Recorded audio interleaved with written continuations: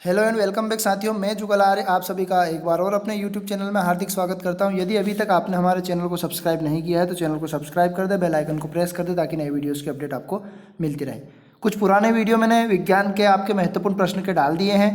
ये वीडियो यदि आपको पसंद आए तो लाइक कीजिए। उन वीडियो की लिंक मैं आपको डिस्क्रिप्शन में प्रोवाइड कर दूंगा। और आज का विषय मैं लेकर आया हूँ विषय विज्ञान कक्षा 10वीं बोर्ड परीक्षा मध्य प्रदेश बोर्ड 2022। यहाँ पर मैंने पुराने वीडियो में 4 अंक के प्रश्न कवर करवाए हैं, इसमें मैं आपको 3 अंक के प्रश्न कवर करवाने वाला हूँ। इसी प्रकार इसके आगे वाले वीडियो में 2 अंक के और फिर 1 अंक के और फिर जिनमें महत्वपूर्ण चित्र आने वाले हैं वो। तो अध्याय 1 में से आपका 3 अंक का प्रश्न आने वाला है रासायनिक अभिक्रिया, जिसमें से हम कह सकते हैं लोहे की वस्तु पर हम पेंट क्यों करते हैं। यानी कि इसको मैं थोड़ा सा इस प्रश्न को बढ़ा देता हूँ। यहाँ पर संचारण के बारे में बताया गया है। संचारण क्या है? तो लोहे पर जंग लगना संचारण कहलाता है। नम वायु की उपस्थिति में मिलना संचारण। अब यहाँ पर लोहे की वस्तु को जंग से बचाने के लिए, मतलब संक्षारण से बचाने के लिए उस पर पेंट की जाती है, ग्रीस या तेल लगाया जाता है ताकि वो नमी से बच सके। अगला वाला प्रश्न देखते हैं। तेल एवं वसायुक्त खाद्य पदार्थों को नाइट्रोजन से प्रभावित किया जाता है, क्यों? क्योंकि यदि उनमें नाइट्रोजन गैस नहीं भरी जाती, जैसे चिप्स या फिर पॉपकॉर्न वगैरह की जो थैलियाँ होती है उनमें गैस से भरी हुई थी, वो नाइट्रोजन होती है। वह नाइट्रोजन गैस मतलब वो जो विषाक्त तो होती है, यदि वो नाइट्रोजन गैस निकल जाती है तो वहाँ गंध हो जाती है और उसका स्वाद परिवर्तन हो जाता है। इसलिए उसे बदबूदार या खराब होने से बचाने के लिए उसमें नाइट्रोजन गैस भरी जाती है। अब अगला देखते हैं अभिक्रिया दर की इकाई। तो ये तो सिंपल छोटा सा प्रश्न है, इसकी मोल प्रति सेकंड है। ये ऑब्जेक्टिव टाइप प्रश्न है। शुद्ध जल का पीएच मान 7 होता है। मोस्ट इंपॉर्टेंट क्वेश्चन अब देख रहे हैं हम, विकृति गंध। ये 3 अंक में आपके आने की प्रबल संभावना है। वसायुक्त अथवा तेल या खाद्य सामग्री जब लंबे समय तक रखी रहती है तो वहाँ स्वाद या गंध उसकी बदल जाती है और वहाँ अपचयित हो जाती है। तेल एवं वसायुक्त विकृति गंध होने के कारण वहाँ स्वाद गंध में बदल जाता है, जिसके कारण वहाँ विकृति गंध कहलाता है। अब हम देखते हैं प्रबल विद्युत अपघट्य एवं दुर्बल विद्युत अपघट्य में अंतर। तो ये जल में विलयन, यानी जल में यदि इनको डाला जाता है तो ये घुल जाते हैं और यहाँ जल में आंशिक रूप से आयनित होते हैं। यहाँ विद्युत अपघट्य को तनुकरण करके इसके वियोजित की कोटि नगण्य होती है और यहाँ तनुकरण के वियोजित की कोटि पर्याप्त परिवर्तन होती है। इनके एग्जाम्पल है हाइड्रोक्लोरिक अम्ल और इसका एग्जाम्पल है CaCO2। अभिक्रिया दर को प्रभावित करने वाले कारक। तो अभिक्रिया दर को प्रभावित करने वाले कारक में यहाँ 3 नंबर का प्रश्न है, तो 2 कारक दिए गए हैं इसमें।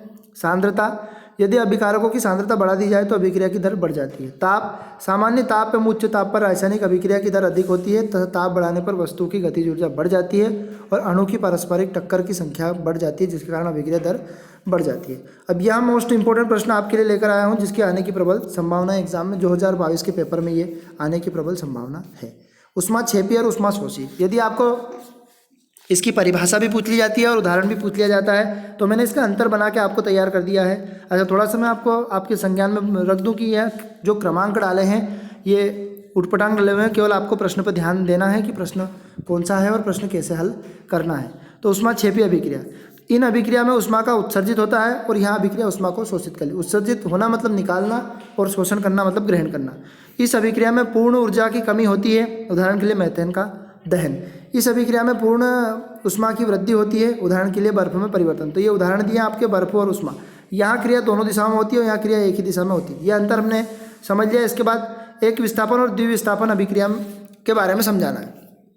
तो विस्थापन अभिक्रिया, जब कोई तत्व दूसरे तत्व के साथ यौगिक कर विस्थापित हो जाता है या वहाँ पर चला जाता है तो वहाँ विस्थापन अभिक्रिया कहलाती है। जैसे जिंक सॉलिड लिया, CuSO4 यहाँ पर लिया, और जब जिंक की क्रिया हम कॉपर सल्फेट से करते हैं तो ZnSO4 का निर्माण होता है और कॉपर इसमें बाहर निकल जाता है सॉलिड के रूप में। विस्थापन अभिक्रिया द्विविस्थापन। द्विविस्थापन अभिक्रिया दो अलग अलग परमाणु के समूह के आयन आपस में आदान प्रदान होते हैं, जुड़ जाते हैं, तो द्विविस्थापन। जैसे कि BaCl, या एक विस्थापन में Zn था केवल, या BaCl और Na2SO4 सोडियम सल्फाइड। यहाँ पर BaSO4 और NaCl इसमें बाहर निकल गया। अब इसमें हमने डायरेक्ट हम 3 अंक की बात कर रहे हैं, तो 3 अंक में जिन जिन अध्याय में से प्रश्न आने वाले हैं उन्हीं अध्याय को मैंने कवर करवाया है और जिनमें से 4 अंक के आने वाले हैं। 4 अंक का पहले ही वीडियो डाल चुका हूँ। यदि वीडियो हमारा पसंद आए तो लाइक कीजिए, चैनल पर नए हैं तो चैनल को सब्सक्राइब कीजिए, बेल आइकन को दबाना ना भूलें ताकि नई वीडियोज़ की अपडेट आपको मिलती रहे। तो देखते हैं हम इस प्रश्न का, रंग बिरंगे संसार में 3 अंक के कौन से प्रश्न आने वाले हैं वो अब। तो रंग बिरंगे संसार में से ध्यान से समझते हैं। मिश्रण, तो ये तो सिंपल ही छोटा सा प्रश्न है, फिर भी मैंने आपको लिख के बता दिया। पीला, मेटाजेंट और मोरपंखी। वर्णक क्या है? तो रंग रोगन से मिलने वाले जो रंगीन पदार्थ होते हैं वो वर्णक कहलाते हैं। पूरक वर्णक क्या कहलाता है? तो वे दो रंग जिनका अध्यारोपण में श्वेत प्रकाश प्राप्त होता है, मतलब उनको दोनों को मिलाने पर एक श्वेत प्रकाश प्राप्त हो जाता है, वहाँ पूरक वर्ण कहलाता है। जैसे पीला नीला, तो पीले और नीले को यदि मिला दे तो श्वेत रंग बनता है। मोर पंखी और लाल रंग को मिला दे तो श्वेत बनता है, और मेंटा और हरा मिला दे तो श्वेत रंग बनता है। अब हम देखते हैं बड़े वाले क्वेश्चन की तरफ बढ़ते हैं। ये आपका 2016 में आया हुआ प्रश्न है। यहाँ पर मैं 3 अंक के लिए आपको प्रश्न लेकर आया हूँ। तो यहाँ पर लाल, हरा, रेड, ग्रीन एवं ब्लू, नीला प्राथमिक 3 रंग कहलाते हैं। यदि आपको ऑब्जेक्टिव में पूछ ले कि प्राथमिक 3 रंग के नाम बताने हैं तो लाल, हरा, नीला, जिन्हें उचित अनुपात में मिला दिया जाता है तो श्वेत प्रकाश प्राप्त हो जाता है। इसके अतिरिक्त प्राथमिक रंग के प्रत्येक पूरक रंग के साथ मिलाने पर वहाँ श्वेत रंग प्राप्त हो जाता है। सूक्ष्मदर्शी किसे कहते हैं? वहाँ यंत्र जिसके माध्यम से छोटी वस्तु को बड़ा आकार में देखने के लिए बनाया जाता है वो सूक्ष्मदर्शी कहलाता है। सूक्ष्मदर्शी 2 प्रकार के होते हैं, एक तो सरल सूक्ष्मदर्शी और एक संयुक्त सूक्ष्मदर्शी। क्या कारण है कि रात के जो समय में तारे होते हैं वो टिमटिमाते हुए दिखाई देते हैं, लेकिन चंद्रमा नहीं। तारे का टिमटिमाना किस प्रकार की प्रक्रिया है, उदाहरण देकर समझाइए। मोस्ट इंपॉर्टेंट प्रश्न मैं आपके लिए लेकर आया हूँ। मैं ये चाहता हूँ कि आपकी बोर्ड एग्जाम की तैयारी अच्छे से हो और आप सभी अच्छे अंक प्राप्त कर सकें, डिस्टेंस आप ला सकें। तो यहाँ पर देखते हैं, पृथ्वी जिस सतह से ऊपर जाने पर वायु का घनत्व और अपवर्तनांक क्रमशः कम हो जाता है, इसके साथ पृथ्वी की सतह में परिवर्तन होने लगता है। वायु के कण गतिशील होते हैं जिससे विभिन्न परतों का घनत्व परिवर्तित हो जाता है। अतः किसी तारे के आने वाली किरणें जो लगातार अपना मार्ग बदलती रहती है और घनत्व उसके कारण वो मार्ग बदलती है, और मार्ग बदलने पर वो जो प्रेक्षक की आंख में किरण पहुंचती है तो तारे उसको कैसे दिखाते हैं? टिमटिमाते या झिलमिलाते हुए दिखाई देते हैं। अच्छा, इसी में थोड़ा सा दिया गया है कि चंद्रमा तारे की अपेक्षा बहुत ही समीप है, मतलब पास है। चंद्रमा से हमें इतना प्रकाश मिलता है कि वहाँ वायु की परतों में घनत्व होने के कारण परिवर्तन नहीं हो पाता, और सीधी वो चंद्रमा की जो किरण होती है सीधी हमारे आँख में आ जाती है, जिसके कारण वो चमकदार या टिमटिमाता हुआ नहीं दिखाई देता। अब हम लेंस के बारे में पढ़ते हैं। तो लेंस 2 प्रकार के होते हैं, एक होता है उत्तल लेंस और एक होता है अवतल लेंस। तो पहले हम उत्तल लेंस के बारे में पढ़ लेते हैं। सूक्ष्मदर्शी, दूरदर्शी, फोटोग्राफी कैमरा, जैसे मोबाइल वगैरह हम इनमें उपयोग करते हैं और कैमरे में लेंस का उपयोग करते हैं, तो हम उत्तल लेंस का उपयोग करते हैं। दूरदृष्टि दोष का निवारण या जरा दृष्टि दोष का, मतलब जो दूर की वस्तु जिसको नहीं दिखती है उसमें अब उत्तल लेंस का प्रयोग किया जाता है। घड़ीसाज द्वारा, घड़ीसाज यानी हम देखे होंगे छोटे छोटे कलपुर्जे जो घड़ी सुधारने वाले होते हैं, वहाँ अपनी आँख में एक छोटा सा लेंस लगाया जाता है, वो उत्तल लेंस का लेंस लगाया जाता है। अब अवतल लेंस की बात करते हैं। गैलीलियो दूरदर्शी निकट दृष्टि दोष या जरा दृष्टि दोष के निवारण करने में बेलनाकार लेंस और इनके में उपयोग किया जाता है। अब आगे बढ़ते हैं। निकट दृष्टि दोष, ये इस पाठ का सबसे महत्वपूर्ण है, मोस्ट आईएमपी प्रश्न जो कि आपके एग्जाम में आने की प्रबल संभावना। इसको पढ़ें और इसका चित्र भी याद रखें। सिंपल सा मैं समझा देता हूँ। निकट मतलब जिसमें निकट की वस्तु को आसानी से देख सकते हैं लेकिन दूर की वस्तु को नहीं देख सकते हैं, निकट दृष्टि दोष कहलाता है। इसका निवारण हम अवतल लेंस के माध्यम से करते हैं और इसका चित्र इस प्रकार से बनाया जाता है। इसी प्रकार दूरदर्शी का है तो जस्ट इसका विपरीत होता है। यदि ये प्रश्न आ गया तो ये नहीं आएगा और ये आ गया तो इसका, तो दोनों एक दूसरे के और में आने की संभावना है। दूरदृष्टि दोष, वहाँ दोष जिसको दूर की वस्तु स्पष्ट रूप से दिखाई देती है लेकिन निकट की नहीं दिखाई देती है, इसका निवारण हम अवतल लेंस के माध्यम से कर सकते हैं। इनके चित्र ये है। सघन माध्यम एवं मिरर माध्यम में अंतर। फिर इसके बाद देखते हैं पूर्ण आंतरिक परावर्तन। तो पूर्ण आंतरिक, वीडियो थोड़ा लेंथी हो रहा है तो थोड़ा मैं स्पीडली इनको समझा देता हूँ, आप ध्यान से समझें। और यदि आपको वीडियो पसंद आए तो लाइक अवश्य कर दें, ज़्यादा से ज़्यादा अपने दोस्तों के साथ शेयर कर दें ताकि उनको भी इस वीडियो का लाभ मिल सके। जब प्रकाश किरण सघन माध्यम से विरल माध्यम में जाती है तो आपतन कोण का मान क्रांतिक कोण से अधिक होता है। जो प्रकाश किरणें एक दूसरे माध्यम से जाने की बजाय वहाँ पूर्ण रूप से परावर्तित हो जाती है, यही घटना पूर्ण आंतरिक परावर्तन, जैसे इसकी शर्त है प्रकाश किरण सघन माध्यम से विरल माध्यम में जाना और आपतन कोण का मान क्रांतिक कोण से सदैव अधिक होना। गर्मी के दिनों में सड़क और पेड़ के आधार हिलते हुए प्रतीत होते। क्यों? क्योंकि हमें दृष्टिभ्रम हो जाता है, जैसे रेगिस्तान की मरीचिका का कारण। तो यहाँ पर हम देखते हैं गर्मी के दिनों में सड़क गर्म हो जाती है, इसके संपर्क में आने वाली वायु प्रसार होने लगती है जिसके कारण वह विरल हो जाती है और सड़क के आसपास वाले वायु का क्षेत्र गर्म हो जाता है। जैसे सघन से विरल में तो हमें पेड़ हिलते हुए प्रतीत होते हैं। यहाँ पर देखते हैं प्रिज्म क्या है। तो प्रिज्म जैसे एक त्रिभुजाकार बनाना है और यहाँ से श्वेत प्रकाश गुजारना है तो 7 रंग में विभक्त हो जाएगा। जब श्वेत प्रकाश को किसी प्रिज्म में से गुजारा जाता है तो वहाँ विभिन्न 7 रंगों में विभक्त हो जाता है। और ये रंग कहाँ पर दिखाई देते हैं? हमें पर्दे पर दिखाई देते हैं। तो बेजानी हपीनाला इसकी ट्रिक है, और बेगनी हमें नीचे से लिखना है और लाल हमें ऊपर लिखना है। बेगनी रंग का तरंग धैर्य बहुत अधिक होता है जिसके कारण वहाँ फैल जाता है। और आगे देखते हैं बेगनी, जामुनी, नीला, हरा, पीला, नारंगी और लाल। यहाँ पर मानव नेत्र का चित्र है, ये भी 3 अंक में आ सकता है। इसको ध्यान से देखें, बनाने की प्रैक्टिस करें। व्याख्या कीजिए कि तारे क्यों टिमटिमाते हैं। तो मैंने पहले भी उसको बता दिया। अब देखते हैं सूर्य उदय के समय में उसकी रक्तताभ, मतलब सूर्य उदय होते समय या सूर्य अस्त होते समय सूर्य लाल दिखाई देता है, क्यों?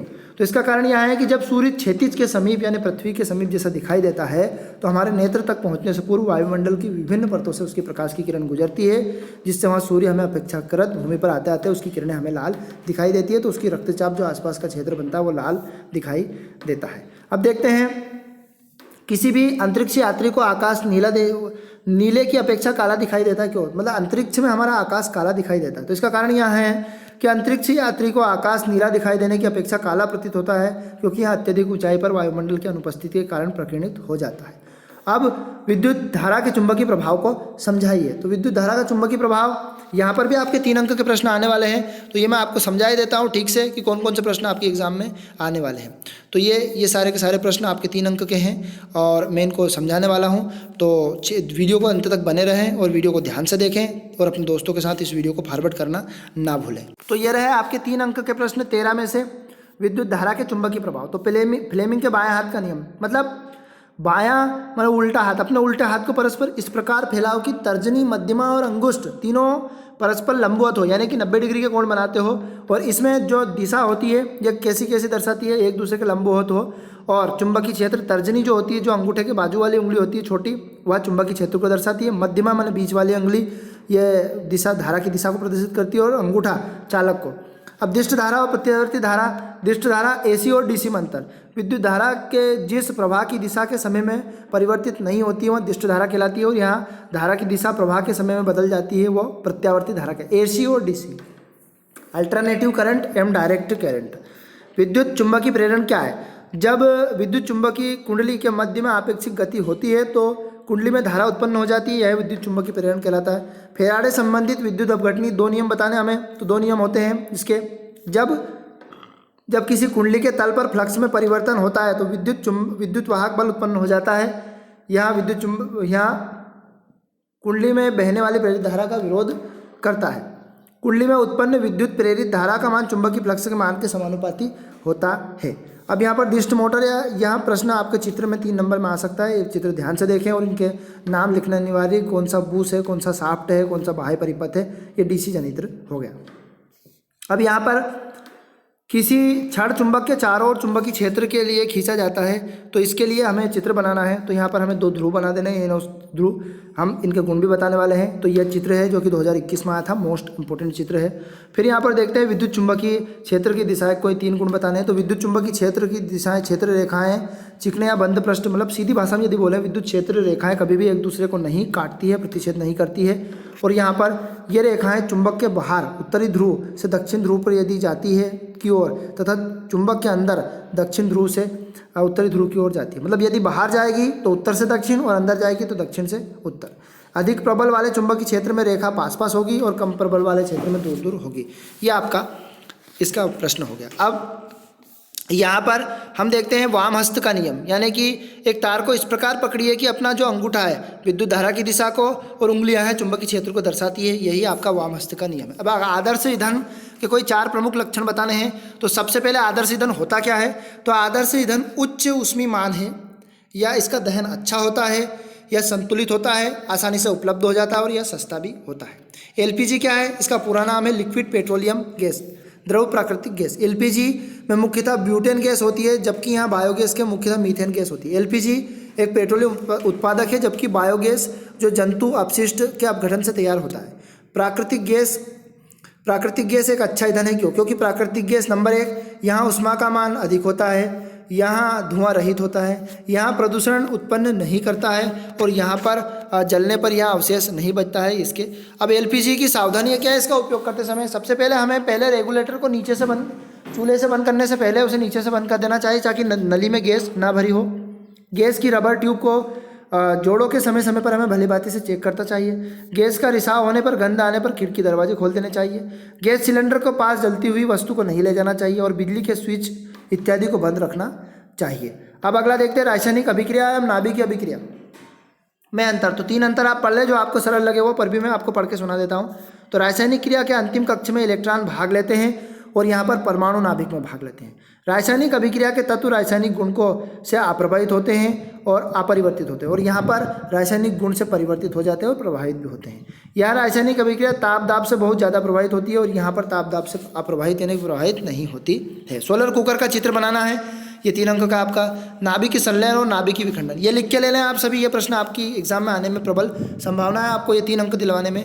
तो यहाँ पर इसमें संलयन का मतलब जुड़ना होता है। इसमें 2 हल्के नाभिक संलयित होकर भारी नाभिक मतलब 2 छोटे छोटे नाभिक इतने ये मिल जाते हैं तो एक बड़ा नाभिक बना लेता है, और यहाँ एक बड़ा नाभिक टूट जाता है तो 2 नाभिक बना लेता है। पहला पॉइंट कंप्लीट। इसी प्रकार दूसरा, इस अभिक्रिया में संपन्न होने में अत्यधिक समय की आवश्यकता होती है, और यहाँ मतलब इसमें अधिक समय लगता है, इसमें कम समय लगता है। इस अभिक्रिया में अत्यधिक ऊर्जा, ज़्यादा ऊर्जा की मात्रा की आवश्यकता लगती है, इसमें कम ऊर्जा की मात्रा की आवश्यकता है। यहाँ हाइड्रोजन बम के आधार पर कार्य करता है, यहाँ परमाणु बम के आधार पर कार्य करता है। यहाँ पर जैव संयंत्र का नामांकित चित्र। तो इस वीडियो में मैंने संपूर्ण 3 अंक के प्रश्न आपको कवर करवाए हैं। वीडियो ये आपकी पसंद आया आपको तो वीडियो को लाइक कीजिए, चैनल पर नए हैं तो चैनल को सब्सक्राइब कीजिए। इसी प्रकार के रोचक वीडियो और आपकी बोर्ड एग्जाम की तैयारी में करवाता रहूँगा। इसी प्रकार पुराने वीडियो 9वीं 11वीं 12वीं इसी प्रकार के सारे वीडियो हमारे चैनल के माध्यम से प्लेलिस्ट में पड़े हुए हैं, सारे आप देख सकते हैं। और उस पुराने वीडियो की लिंक मैं आपको डिस्क्रिप्शन में प्रोवाइड कर दूंगा, जो वीडियो मैंने 4 अंक के बनाए हैं। और अगला वीडियो बहुत जल्द 2 अंक के प्रश्न का लेकर आ रहा हूँ, ये डिस्क्रिप्शन बॉक्स में मैं उनकी लिंक प्रोवाइड कर दूंगा। एक प्लेलिस्ट के माध्यम से उनको तैयार करके मैंने रखी हुई है। तो साथियों दोस्तों, इस वीडियो को अंत तक देखने के लिए बहुत बहुत धन्यवाद। जल्द मिलते हैं हम आपको अगले वीडियो में। जय हिंद, टाटा, बाय बाय।